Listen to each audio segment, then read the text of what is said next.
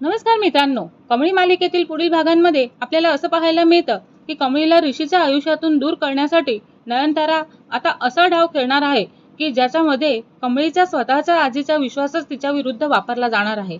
हो, पण नयनताराला असं माहीत नाही की ह्या खेळामध्ये तिच्याच डावाचा पुरावा तिच्या विरुद्ध उभा राहणार आहे. ऋषी आणि कमळीचं नातं दिवसेंदिवस अधिकच घट्ट होत असल्यामुळे नयनताराला चिंता वाटते. नयनताराच्या मनातली अस्वस्थता वाढलेली असते आणि तिला कोणत्याही परिस्थितीत कमळीला ऋषीच्या आयुष्यातून दूर काढायचंच असतं. पण थेट कमळी विरुद्ध काही केलं तर ऋषी तिच्यावरती संशय घेईल आणि हे तिला चांगलंच माहिती असतं. यामुळे ती पुन्हा एकदा दुसऱ्याच्या हाताने आपला डाव खेळण्याचा निर्णय घेते. नयनतारा गुपचूप रितेश सरांची भेट घेते आणि कमळीला त्यांच्या क्लासेसमध्ये आधी झालेल्या त्रासानंतरही रितेश सर तिच्यावरती नाराज असतात आणि नयनतारा त्यांच्यासमोर प्रस्ताव ठेवते का रितेश सर, मला कमळीला तुमच्या क्लासमध्ये आणायचं आहे, पण ह्यावेळी तिच्यावरती फक्त लक्ष ठेवायचं नाही तर तिला अशा परिस्थितीत अडकवायचं आहे आणि आणायचं आहे का तिच्यामुळे ऋषी आणि तिच्यामध्येच दुरावा निर्माण होईल. रितेश सर काही क्षण तिच्याकडे पाहतच राहतात आणि म्हणतात की मॅडम, तुमचा हेतू मला समजतोय, पण कमळी स्वतःहून माझ्या क्लासमध्ये येणार नाही आणि तिची नकार ऐकून मला विश्वास बसत नाही का ती खरंच येईल. नयनतारा कपटी हसत म्हणत असते का ती स्वतःहूनच येणार नाही, पण तिची आजी तिला नक्कीच पाठवेल. रितेश सरांना हा डाव ऐकून आश्चर्य वाटतं आणि त्यांना मनामध्ये आनंद होतो. ते म्हणतात, म्हणजे? नयनतारा शांतपणे उत्तर देतात की अन्नपूर्णा आजींना तुमच्या क्लासच्या जुन्या प्रकारांबद्दल काहीच माहिती नाही. त्यांना फक्त एवढंच माहिती आहे का तुम्ही विद्यार्थ्यांना चांगलं शिकवतात आणि कमळी तिच्या आजीचा शब्द कधीच मोडत नाही. आता फक्त आजींच्या मनामध्ये तुमच्या क्लासेस बद्दलचा विश्वास निर्माण करायचा आहे. तेव्हा रितेश सरांच्या चेहऱ्यावरती समाधानाचे हास्य उमटतं आणि दोघांची हात मिळवणी होते आणि कमळी विरुद्धचा नवा डाव आता इथे सुरू होतो. दुसऱ्याच दिवशी नयनतारा अन्नपूर्णाच्या घरी जाते. तिच्या चेहऱ्यावरती नेहमीसारखंच प्रेमळ भाव असतो. अन्नपूर्णा तिला म्हणतात की नयनतारा, आज अचानक कशी आलीस इकडे?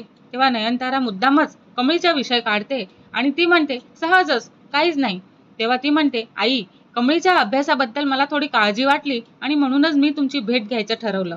तेव्हा ती म्हणते का तिच्यासाठी एखादा चांगला क्लास लावला तर ती पुढे जाऊ शकते आणि तिला खूप मोठा फायदा पण होईल.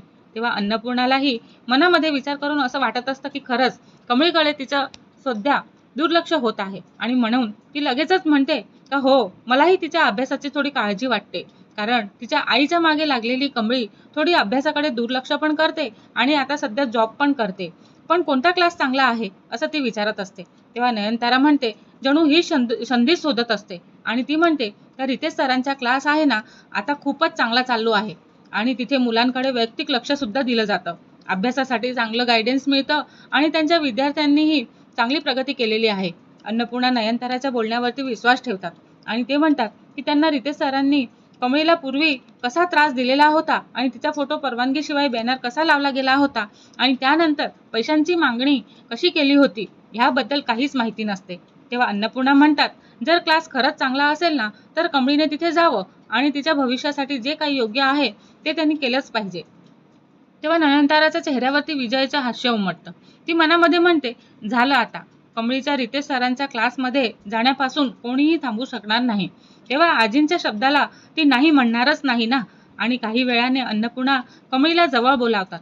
कमळी कमळी आजींच्या चेहऱ्याकडे पाहून म्हणते, आजी, काय झालं? तेव्हा अन्नपूर्णा प्रेमाने सांगतात, कमळी, तुझ्या अभ्यासासाठी आम्ही एक चांगला क्लास ठरवलेला आहे आणि तो क्लास म्हणजे रितेश सरांचा आहे आणि तो आता फारच उंचीवर गेलेला आहे.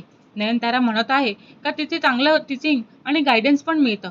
तू इथे ॲडमिशन घे आणि काही मदत लागली तर मला सांग. तेव्हा रितेश सरांचं नाव ऐकताच कमळीच्या चेहऱ्यावरचा रंगच बदलून जातो.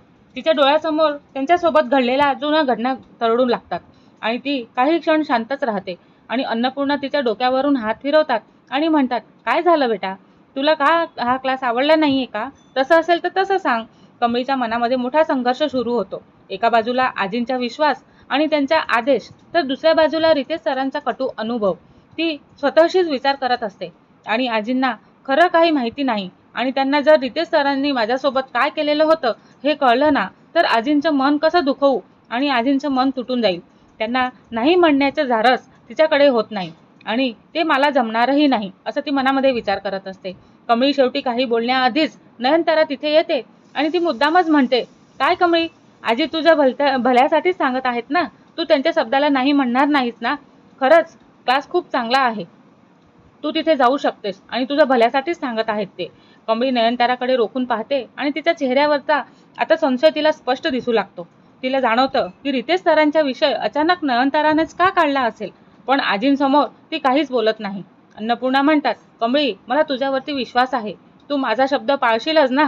आणि कमळीच्या डोळ्यामध्ये पाणी येतं. ती हळू आवाजात म्हणते, आजी तुमचा शब्द मी कसा मोडू? कधी मोडलेला आहे का? हे ऐकताच नयनताराच्या चेहऱ्यावरती समाधानाचं हास्य उमटतं. पण कमळी तिथून निघताना तिच्या मनामध्ये एकच विचार असतो, का रितेश सरांचा क्लास आणि त्यामागे नयनतारा हा खरंच आजींचा निर्णय आहे का कुणीतरी आजींच्या विश्वासाचा गैरफायदा घेतोय? तेव्हा दुसरीकडे आपण पाहतो नयनतारा रितेश सरांना फोन करते आणि म्हणते, रितेश सर, कमळी तुमच्या क्लासमध्ये येत आहे, आता पुढचा खेळ तुमच्या हातात. पण नयनताराला माहिती नसतं का तिचं हे बोलणं कमळीच्या कानावर पडण्याची शक्यता निर्माण झालेली असते. कारण कमळी काही अंतरावरती उभी राहून तिचं बोलणं ऐकते की नाही पण तिच्याकडे बघत आहे आणि तिच्या चेहऱ्यावरचा संशय आता आणखीनच गडद होतो. कमळी मनामध्ये म्हणते, म्हणजे माझ्या ॲडमिशन मागे नयनताराच आहे का? पण का? आणि आता सर्वात मोठा प्रश्न आता इथे असा उभा राहिलेला आहे का कमळी आजींच्या शब्दासाठी रितेश सरांच्या क्लासमध्ये ॲडमिशन घेणार का, की नयनताराचा डाव तिथेच उघड करणार? आणि जर अन्नपूर्णांना रितेश सरांचं खरं रूप समजलं तर नयनताराचं हे कारस्थान तिच्याच अंगावर उलटणार नाही का? पुढच्या भागामध्ये कमळी घेणार आहे एक असा निर्णय ज्यामुळे नयनतारा आणि रितेश सर यांचे संपूर्ण खेळच धोक्यात येणार का पुढे जाणार, हे सगळं आपल्याला पुढील भागांमध्ये बघायला मिळणारच आहे. पण त्याआधी जर तुम्ही आमच्या चॅनलला सबस्क्राईब केलं नसेल तर सबस्क्राईब करा आणि व्हिडिओ आवडल्यास लाईक द्यायला विसरू नका. धन्यवाद.